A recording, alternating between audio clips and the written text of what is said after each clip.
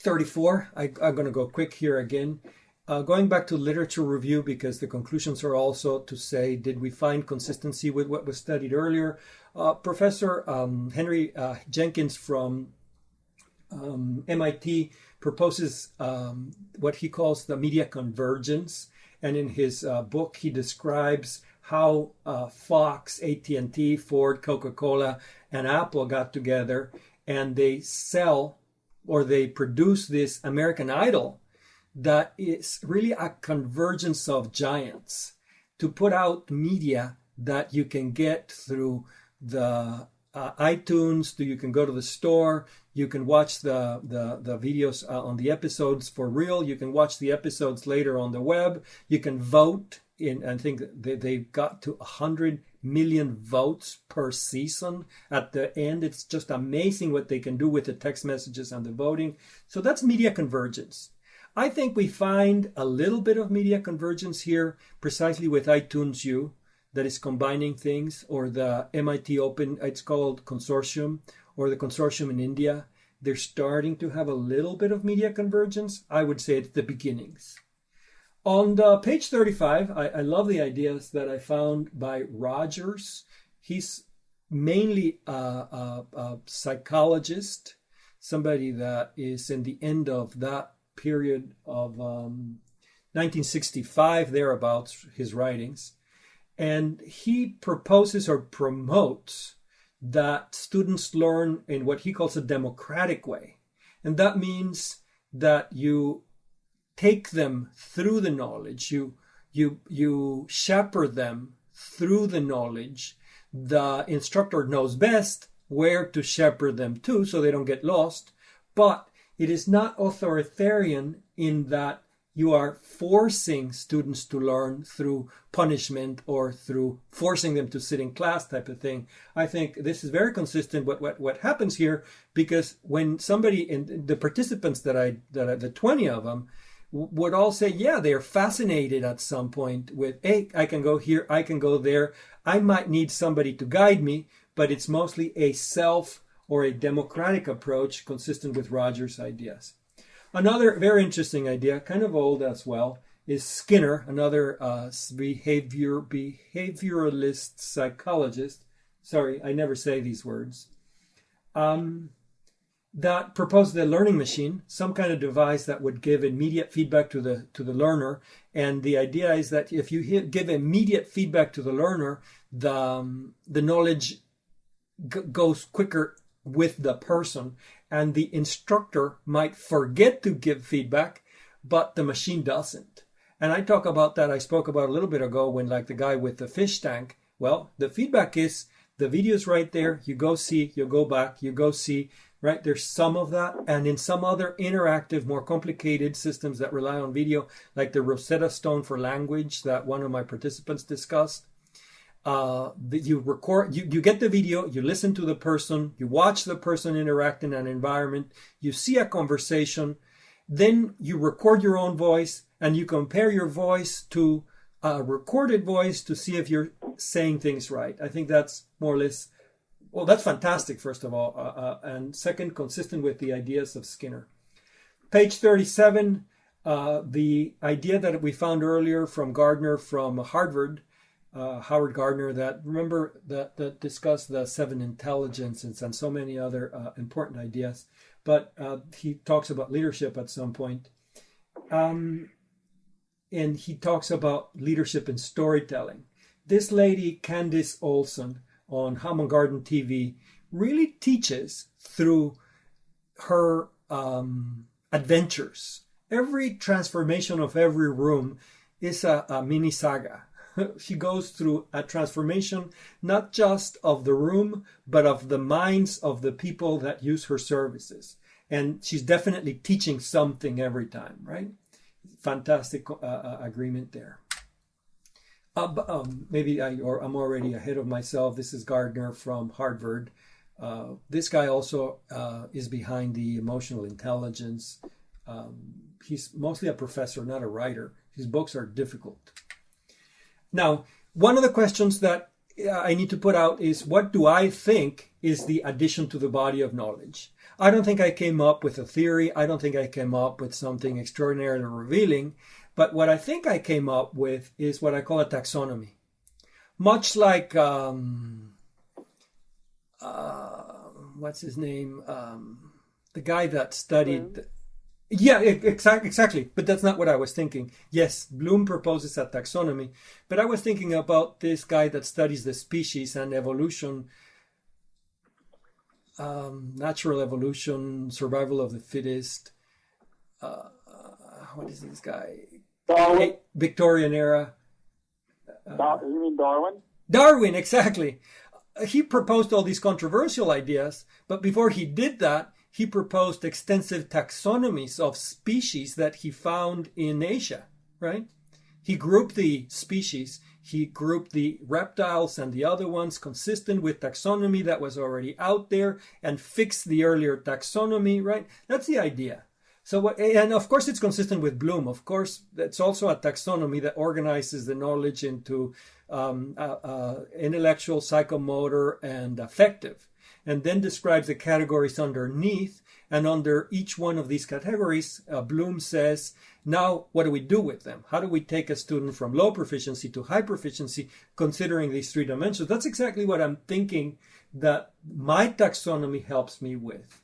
First, on the first column, things that are enhancements.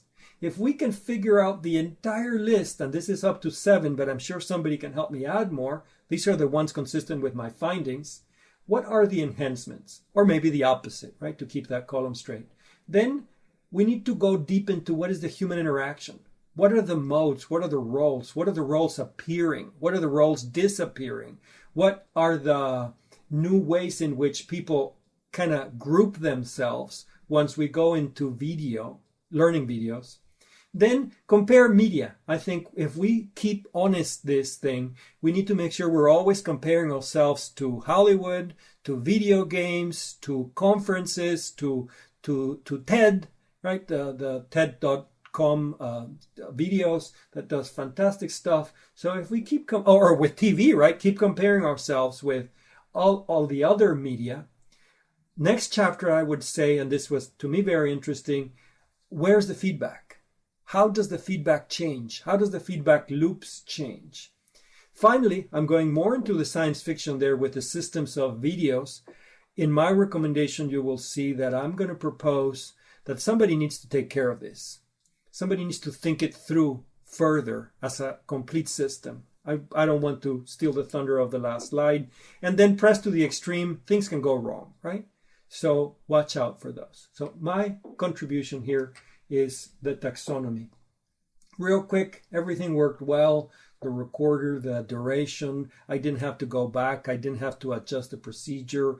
The equipment went fantastic. I think everything went well in terms of process. Now, recommendations. I'm almost done here.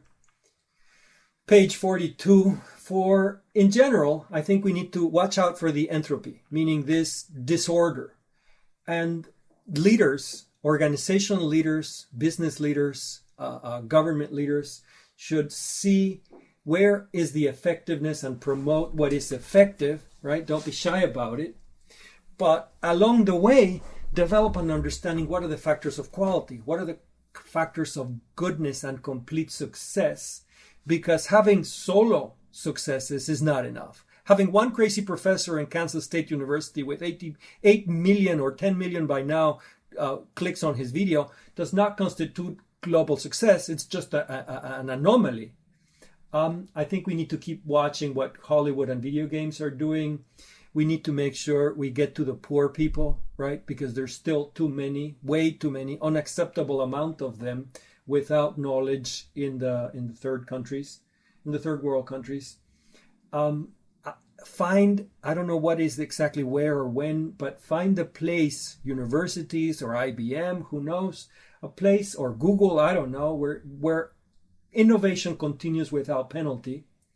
And I think all this is going to need a system architect.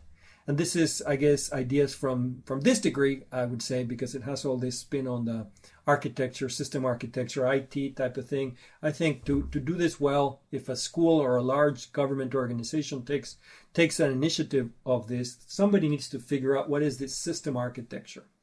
Page 43, for organizational leaders, my recommendation is exploit videos because they're out there, they're useful, just do it well. Promote the videos where they're proven. Look into cost benefit, especially global organizations. Like I work for United Technologies that has a completely global footprint. And I've done myself quite a few videos of global reach. I think the cost benefit of it is very interesting. Consider that the kids that are joining the workforce are going to come with high expectations. Every one of them comes with an iPhone. I'm kidding, right? But every one of them comes with high expectations of what the new instructions should be. Some of them or most of them are going to think that it is free. It should be free to them, at least. And they're likely users of other media of high tech. For leaders in the field, meaning the academics, I think that there is no significant theory established, so I think we need to keep looking. Encourage experimentation at the academic level, and there's some of that, but I don't see enough. Seek the continuous improvement, but also seek the radical innovation, meaning look for entire departures. Promote contests. I think if I had a foundation with, I don't know, a bucket of gold, I would promote contests. Maybe not, I'm not sure if it's like a Nobel Prize or like a Pulitzer Prize, meaning some way of promoting success and rewarding success. Establish a quality metric system. I don't know how, but I think that's needed. That's probably what I would like to do next because it's consistent with my experience in manufacturing. Establish a vision and in particular look at the ethical aspects. We need to figure out how to take the charlatans out of the system and understand extreme expectations, right? Move along with the science fiction. And last page, further study, I'd say this, like the huge bridges that connect oceans in Holland or the, I don't know, Tennessee Valley Association water system, somebody might figure out a large scale, long-term solution, and that might change the world. And I'm not kidding, right? It's not just I think there are initiatives already in human history that have been rooted in large-scale, long-term solutions, well planned. Second, I don't think there is a single solution because the diversity among individuals, language, dialect, religion, race, gender, what have you, are too different to think that there's one solution here. If I were running a university, I would map the entire catalog of courses against where can I use videos the best or where is there most potential. Separate the best of the worst, separate the best from the worst quickly and all the time. And figure out what are the success factors through what I call paired comparisons. And I'm sorry, I would like to talk to you more about every single slide here, but summary, I would go back to page 47, and I think that's where I hope your questions are, because that's really what drives the conclusions. Thank you very much. John. Very interesting, Chopo. Thank you so much for such a clearly presented presentation. Thank you.